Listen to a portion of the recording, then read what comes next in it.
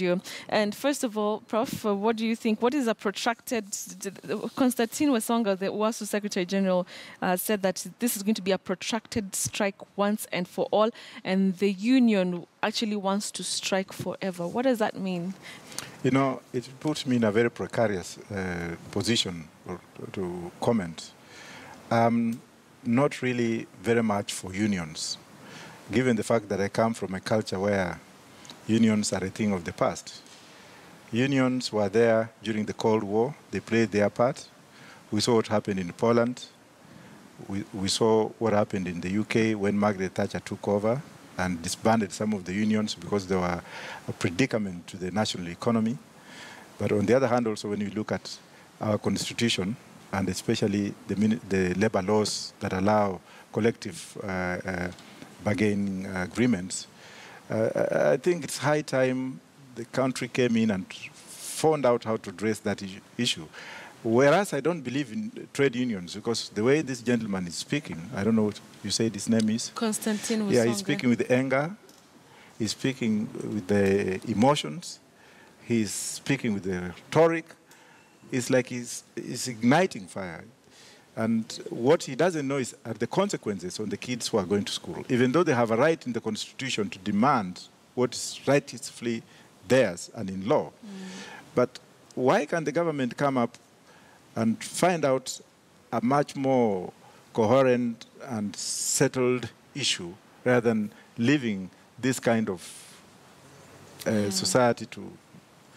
You look at court also, same thing, salaries and what have you. The government should come up with a formula, and if they can't come up with one, they should look at Cuba and see how it has worked.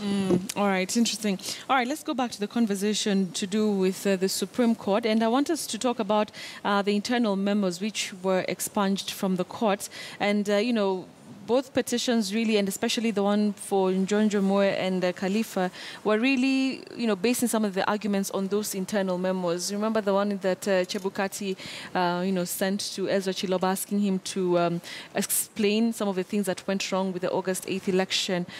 What impact are we going to see from that? Because really that memo was so heavy on very many issues to do with the last election, but right now the memos cannot be used in court. What is the implication of that? Are we likely to see the Supreme Court officially ask for these documents in court, or that's a done deal? Okay. First of all, I'd like to recommend the third respondent's legal team, that is President Kenyatta's team. This time round, they're taking no chance in their representation in the petition. I think they had some bitter lessons that they learned from the last petition. So they are taking nothing to chance. I remember they even wanted some documents expunged from the petition itself, which maybe could have had a detrimental effect if they were expunged because they formed part of the petition. But coming to the matter of internal memos, if you look at the presidential election regulations and the IBC Act, the IBC has an obligation to, produce documents on demand or on request.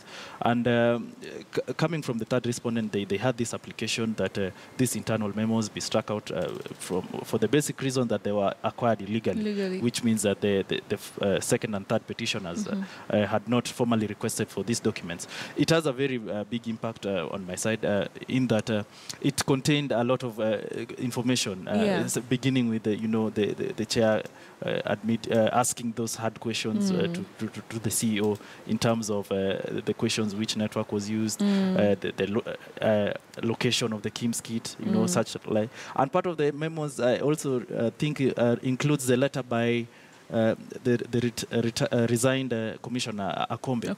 Yes, where she also had some reasons which she cited for resignation, and some responses from the Commission. So. From the law of evidence, I think it strengthens the third respondent's case in that they are no longer admissible in a court of law, so they cannot be relied on in this petition. And the Supreme Court cannot officially ask for this for these memos? I don't think so. They cannot. It's up for the petition. I mean, it's not for the court to think on behalf of a petitioner. It has to be on request from the petitioner whose time has now lapsed. So they ought to have had a formal application requesting for these documents, and IBC should have provided. But generally, in practice, you'll find that internal memos are usually never admissible in court. Yes, they should not be used as a source of evidence. Even this is not a special... It's not a special, yes. Actually, while agreeing with my friend, I will tend to deviate a little bit and also give the case law that validated this issue that you are talking about. There is a famous case which is now quoted in almost every school of law. This case is Miranda versus the state of Arizona, where the Supreme Court in the United States came up with a proposition that evidence obtained illegally, like fruits of a poisonous tree, it should not even be looked at. There is procedure which is laid down and mechanism of acquisition of that kind of evidence. And secondly, there is nothing wrong.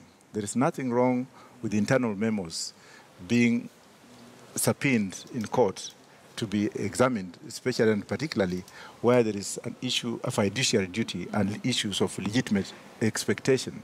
Whatever happens, even in the president's office today, cabinet minutes taken in the cabinet, memos taken in the cabinet, of course they come classified and kept until a certain time when they can be revealed.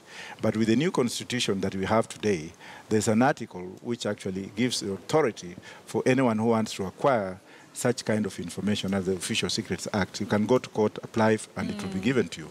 So the issue of Chepkati's legitimacy, and I like the lawyer, the young lady who was representing Uhuru Kenyatta, the young lady's argument was superb. She came up and she said, look, yes, we know they are there, but why weren't they put on the website, IBC website, if they were meant for public domain? Right.